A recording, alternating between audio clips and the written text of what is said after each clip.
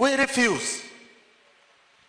We are going to go forward on the basis of our strengths. And they are known. They are known. If you look at the map of the world, Africa is depicted as a small continent. Land mass itself is 30 million kilometers. It can fit the whole of Europe and the whole of America in it and still have another 10 million square kilometers. We must be very clear. With all the resources we have, 30% conservatively, it is estimated, of mineral resources in the world. 60% of solar power. Half of titanium. We go on and on. But the richest is the people. We have 1.4 billion Africans. That is a power that is a fifth of the world's population. And it is a young population. All of you I'm seeing back there. 77% of us are you, under 35. You are tomorrow's producers. You are tomorrow's consumers. The rest of the world is shrinking. We are growing. Recognize your power from here going forward. But your power will not be defined if you do not define yourselves. When the colonialist came here, he did not recognize that we had a philosophy. In fact, he said we had none. There is even a philosopher, German philosopher, called Maynard, Gustav Maynard, who was a racist philosopher, who said the African is inferior because he is ugly. That means he has inferior brain. He has no capacity for compassion. We must get away from those stereotypes. Those are the ones that have brought us to a world that is defined between black and white. Our greatness is going to be clearly defined by us defining ourselves.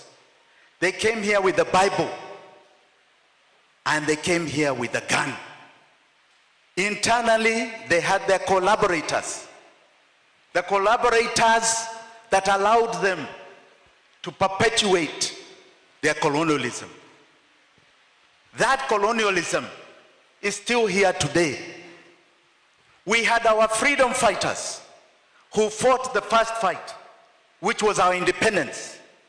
And here I would like to recognize that, Bwana Malema, if you did not know,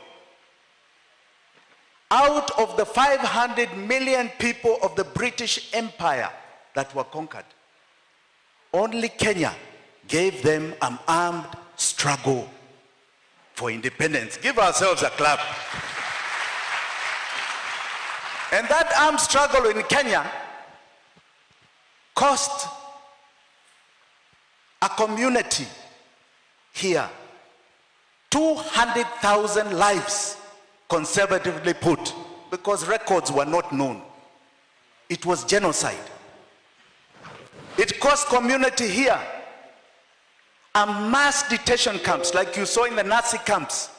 Entire communities of this country, in central Kenya specifically, were put under detention, like the Nazi prison camps. The other day we had a king here who colonized us. And we appreciate. We don't know why he came. Do you know why he came? Because we didn't understand why he came. We were not told why he was here. We didn't know whether he wanted to see where his mother was made king, queen, or something. We don't know. But when he came, he said he regrets and they are sorrowful. But he did not say sorry. He did not say sorry. One discussion they do not want to have is what they got from the colonies. 60% of the UK is built on their colonies. Their GDP is built on the colonies. And the greatest fear they have is the question of reparations. They are frightened of that word. Frightened. But it is a discussion we must start having. We are not going to allow the continuation of neocolonialism. We had our independence heroes. We had our second liberation heroes against those who were Africans that colonized us. I've seen in South Africa, you are going through the same thing. We have been there. Now we are going through together the economic liberation forward. Ama sequel.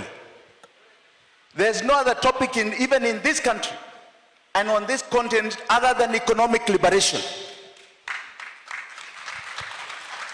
And that liberation, please understand, they are the colonized Africans, even in that liberation.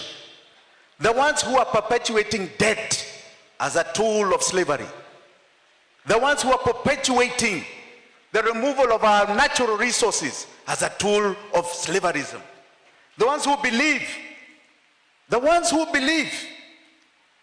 like the colonizers believed, that they can only be up if we are down.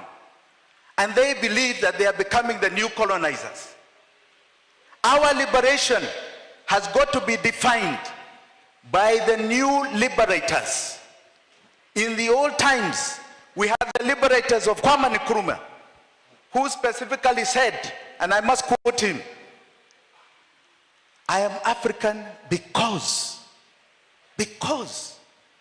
not because I am born in Africa, but because Africa is born in me. Those liberators, from the ideologies of Marcus Garvey, the liberators of Lumumba, of Mandela, of Nyerere, of Jomo Kenyatta, not the son, Jomo Kenyatta the father,